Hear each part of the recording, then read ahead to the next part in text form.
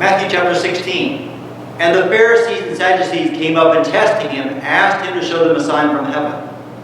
But he answered and said to them, when it is evening, you say, it will be fair weather, for the sky is red. And in the morning, there will be a storm today, for the sky is red and threatening.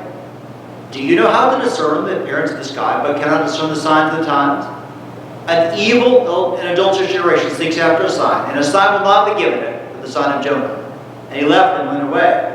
And the disciples came to the other side, and had forgotten to take bread. And Jesus said to them, watch out, and beware of the leaven of the Pharisees and Sadducees.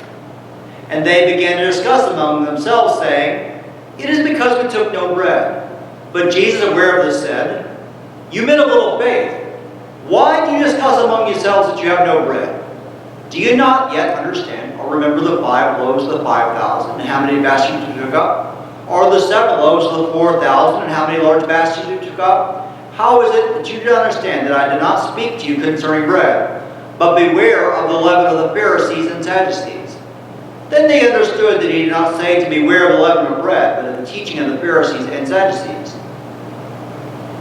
Now when Jesus came to the district of Caesarea Philippi, he began asking his disciples, saying, who do people say that the Son of Man is? And they said, some say John the Baptist, and others Elijah, but still others Jeremiah or one of the prophets.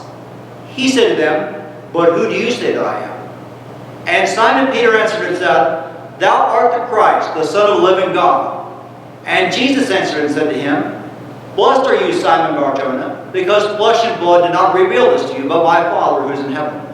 And I also say to you that you are Peter, and upon this rock I will build my church, and the gates of Hades shall not overpower it. I will give you the keys of the kingdom of heaven. And whatever you shall bind on earth shall be bound in heaven, and whatever you loose on earth shall be loosed in heaven. Then he warned the disciples that they should tell no one that he was the Christ. From that time, Jesus Christ began to show his disciples that he must go to Jerusalem and suffer many things from the elders and chief priests and scribes, and be killed and be raised up on the 3rd day.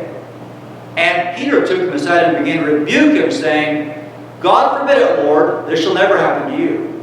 But he turned and said to Peter, get behind me, Satan. You are a stumbling block to me, for you are not setting your mind on God's interests, but man's.